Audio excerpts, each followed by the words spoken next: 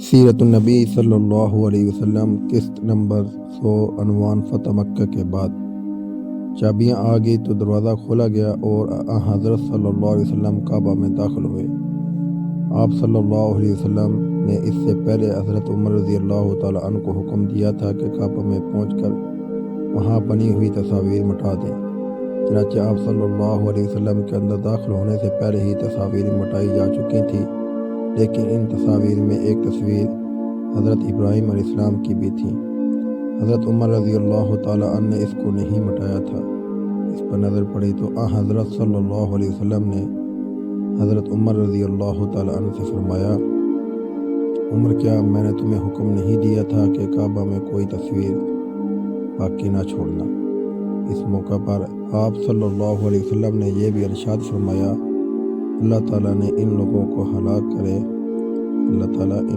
ہلاک کرے جو ایسی چیزوں کی تصاویر بناتے ہیں جنہیں وہ پیدا نہیں کر سکتے۔ اللہ تعالیٰ انہیں ہلاک کرے، وہ اچھی طرح جانتے ہیں کہ ابراہیم علیہ السلام نہ یہودی تھے اور نہ نصرانی، بلکہ وہ پکے سچے مسلمان تھے۔ اس کے بعد اس تصویر کو بھی مٹا دیا گیا۔ پھر حضور اکرم صلی اللہ علیہ وسلم نے وہاں دو ستونوں کے درمیان 2 رکعت نماز ادا فرمائی۔ جب آپ اور آپ کے چند ساتھی کعبہ کے اندر داخل ہوئے تھے، اس وقت حضرت خالد بن ولید رضی اللہ تعالیٰ عنہ پہرہ دینے کے لیے دروازے پر کھڑے ہو گئے۔ وہ مزید لوگوں کو اندر داخل ہونے سے روکتے رہے۔ پھر حضرت صلی اللہ علیہ وسلم باہر تشریف لائے اور مقام ابراہیم پر پہنچے۔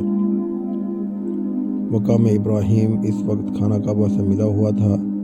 آپ صلی اللہ علیہ وسلم نے وہاں 2 رکعتیں ادا کی۔ اس کے بعد آب زمزم منگا کر پیا اور وضو فرمایا۔ صحابہ کرام اس وقت لپک کر حضور اکرم صلی اللہ علیہ وسلم کے وضو کا پانی لے کر اپنے چہروں پر ملنے لگے۔ مطلب یہ کہ وہ آپ کے وضو کے پانی کو نیچے نہیں گرنے دے رہے تھے۔ مشرکین مکہ نے جب یہ حالت دیکھی تو پکار اٹھے، ہم نے آج تک ایسا منظر دیکھا نہ سنا، نہ یہ سنا کہ کوئی بادشاہ اس درجے کو پہنچا ہو۔ اللہ کے رسول صلی اللہ علیہ وسلم جب حرم میں آ کر بیٹھ گئے تو لوگ آپ صلی اللہ علیہ وسلم کے ارد گرد جمع ہو گئے۔ ایسے میں حضرت ابو بکر رضی اللہ تعالیٰ عنہ اٹھ کر گئے اور اپنے والد ابو قحافہ کا ہاتھ پکڑ کر انہیں لے آئے۔ ابو قحافہ کی بنائی جاتی نہیں تھی۔ ادھر جو ہی حضرت صلی اللہ علیہ وسلم کی نگاہ حضرت ابو قحافہ پر پڑی تو فرمایا، اے ابو بکر، تم نے والد محترم کو گھر پر ہی کیوں نہ رہنے دیا؟ میں خود ان کے پاس چلا جاتا۔ اس پر ابو بکر نے عرض کیا، اللہ کے رسول، یہ اس بات کے زیادہ حقدار ہیں کہ خود چل کر آپ کے پاس آئیں۔ پھر حضرت ابو بکر رضی اللہ تعالیٰ عنہ نے ابو قحافہ کو حضرت صلی اللہ علیہ وسلم کے سامنے بٹھا دیا۔ حضرت صلی اللہ علیہ وسلم نے اپنا دست مبارک ان کے سینے پر پھیرا اور فرمایا، مسلمان ہو کر عزت و سلامتی کا راستہ اختیار کرو۔ وہ اسی وقت مسلمان ہو گئے۔ حضرت صلی اللہ علیہ وسلم نے فرمایا، ابو بکر، تمہیں مبارک ہو۔ حضرت ابو بکر رضی اللہ تعالیٰ عنہ بولے، قسم ہے اس ذات کی جس نے آپ کو حق اور صداقت کے ساتھ ظاہر فرمایا، میرے والد ابو قحافہ کے اسلام کے مقابلے میں آپ کے چچا ابو طالب ایمان لے آتے، یہ میرے لیے زیادہ خوشی کی بات ہوتی۔ اس وقت حضرت ابو قحافہ رضی اللہ تعالیٰ عنہ کے بال بڑھاپے کی وجہ سے بالکل سفید ہو چکے تھے۔ حضور اکرم صلی اللہ علیہ وسلم نے ان سے فرمایا، ان بالوں کو مہندی سے رنگ لو، لیکن سیاہ خضاب نہ لگاؤ۔ مورخین نے لکھا ہے کہ سب سے پہلے حضرت ابراہیم علیہ السلام کو اپنے بالوں کی سفیدی کا احساس ہوا تھا۔ جب زیادہ عمر ہونے پر بال سفید ہو گئے تھے ہونے لگے تو انہوں نے اللہ تعالیٰ سے عرض کیا، اے باری تعالیٰ، یہ کیسی بدصورتی ہے جس سے میرا روپ بدنما ہو گیا ہے۔ اس پر اللہ تعالیٰ نے ارشاد فرمایا، یہ چہرے کا وقار اسلام کا نور ہے۔ میری عزت کی قسم، میرے جلال کی قسم، جس نے یہ گواہی دی ہے کہ میرے سوا کوئی معبود نہیں اور یہ کہ میری خدائی میں کوئی شریک نہیں۔ اس کے بال بڑھاپے کی وجہ سے سفید ہو گئے تو قیامت کے دن مجھے اس بات سے حیا آئے گی کہ اس کے لیے میدان عدل قائم کروں یا اس کا نامہ اعمال سامنے لاؤں یا اسے عذاب دوں۔ اس پر حضرت ابراہیم علیہ السلام نے دعا کی، اے پروردگار، پھر تو اس سفیدی کو میرے لیے اور زیادہ کر دے۔ چنانچہ اس کے بعد ان کا سر برف کی طرح سفید ہو گیا۔ اس سے معلوم ہوا کہ بڑھاپے کی سفیدی اور خود بڑھاپا اللہ تعالیٰ کی بہت بڑی نعمت ہے۔ مومن کے لیے عمر کی یہ منزل بھی شکر کا مقام ہے۔ حضرت ابو بکر رضی اللہ تعالیٰ عنہ کے گھرانے کو یہ فضیلت بھی حاصل ہے کہ ان کا سارا گھرانہ ہی مسلمان ہوا۔ کوئی ایک فرد بھی نہ رہا جو مسلمان نہ ہوا ہو۔ اکرمہ بن ابی جہل ان 11 افراد میں سے ایک تھے جن کے قتل کا حکم حضرت صلی اللہ علیہ وسلم نے دیا تھا۔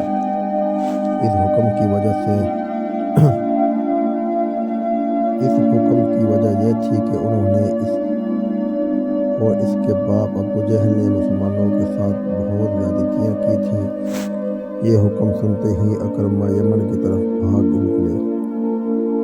اس وقت ان کی بیوی حضرت ام حکیم بنت حارث مسلمان ہو چکی تھی۔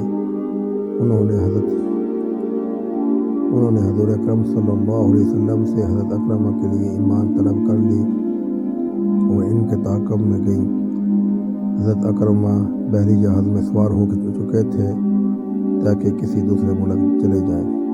یہ بحری جہاز سے انہیں واپس لے آئی اور ان سے کہا، میں تمہاری طرف سے اس شخصیت کے پاس آئی ہوں جو سب سے زیادہ رشتہ داریوں کا خیال کرنے والے اور سب سے بہتر انسان ہے۔ تم اپنی جان ہلاکت میں مت ڈالو کیونکہ میں تمہارے لیے ایمان حاصل کر چکی ہوں۔ اس طرح حضرت اکرمہ رضی اللہ تعالیٰ عنہ اپنی بیوی کے ساتھ حضرت صلی اللہ علیہ وسلم کی خدمت میں حاضر ہوئے اور اسلام لے آئے۔ حضرت اکرمہ رضی اللہ تعالیٰ عنہ بہت بہترین مسلمان ثابت ہوئے۔ وہ بہت زبردست جنگجو بھی تھے، خوب جہاد کیا، بڑے صحابہ میں آپ کا شمار ہوا۔ جنگ یرموک میں رومیہ کے خلاف لڑتے ہوئے شہید ہوئے۔ اس طرح باقی لوگوں کو بھی ایمان مل گئی۔ ان میں ہندہ بنت حارث بھی تھیں۔ حضرت صلی اللہ علیہ وسلم نے ان کے قتل کا بھی حکم دیا تھا۔ یہ حضرت سفیان رضی اللہ تعالیٰ عنہ کی بیوی تھیں۔ ان کے قتل کا حکم آپ نے اس بنا پر دیا تھا کہ غزوہ احد میں انہوں نے حضرت حمزہ رضی اللہ تعالیٰ عنہ کا مسئلہ کیا تھا، یعنی ان کے ناک کان وغیرہ کاٹے تھے، لیکن انہیں بھی معافی مل گئی اور یہ بھی مسلمان ہو گئی۔ سفیان بن امیہ کے بھی قتل کا حکم ہوا تھا، انہیں بھی معافی مل گئی اور یہ بھی مسلمان ہو گئے۔ کعب بن زبیر کو بھی معافی ملی کیونکہ یہ اپنے اشعار آپ صلی اللہ علیہ وسلم کو برا بھلا کہتے تھے، یہ بھی مسلمان ہو گئے۔ اس طرح وحشی نے غزوہ احد میں حضرت حمزہ رضی اللہ تعالیٰ عنہ کو شہید کیا تھا۔ حضرت صلی اللہ علیہ وسلم نے ان کے بھی قتل کا فرمایا تھا، لیکن یہ بھی مسلمان ہو گئے۔ پھر اس روز یعنی فتح مکہ کے دن حضور اکرم صلی اللہ علیہ وسلم صفا پہاڑی پر جا بیٹھے اور لوگ گروہ در گروہ آپ کی خدمت میں حاضر ہو کر اسلام قبول کرتے رہے۔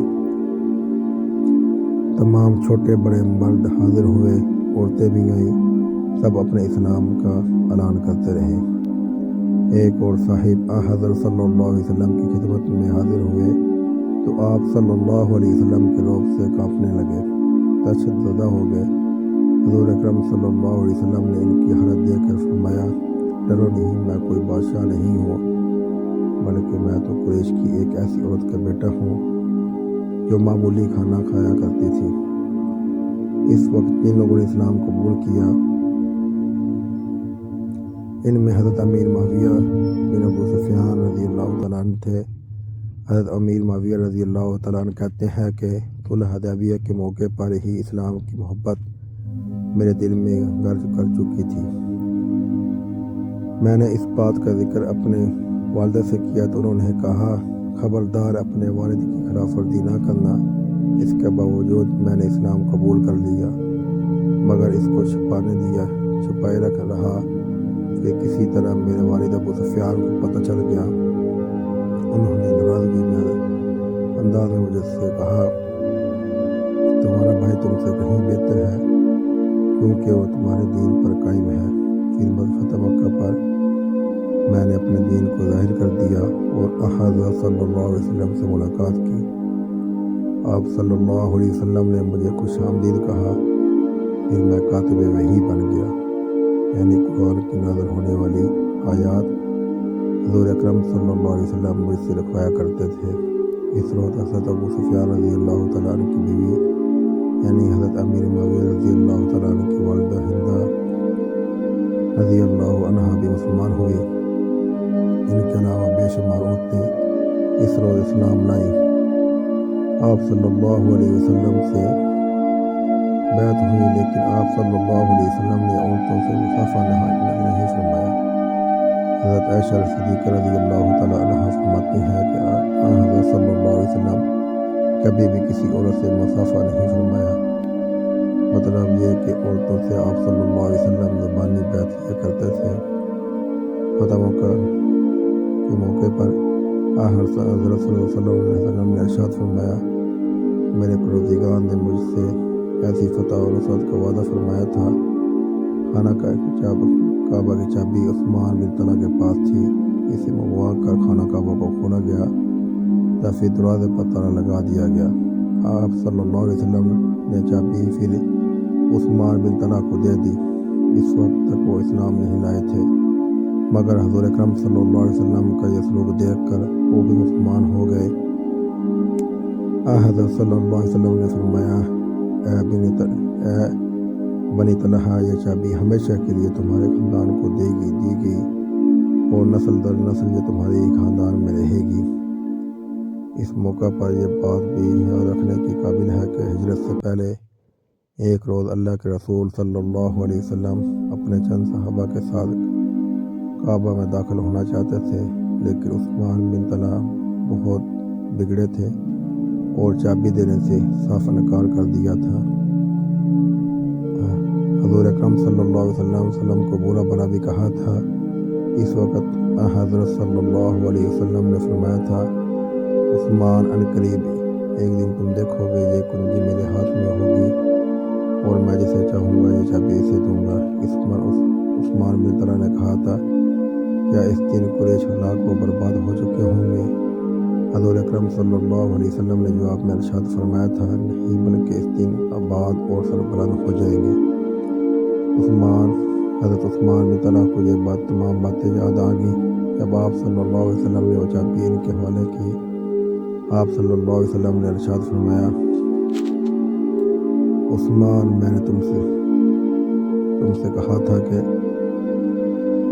ایک دن تم دیکھو گے یہ چابی میرے ہاتھ میں ہوگی اور میں جسے چاہوں گا یہ چابی اسے دوں گا۔ یہ سن کر حضرت عثمان بن طلحہ رضی اللہ تعالیٰ عنہ نے کہا میں گواہی دیتا ہوں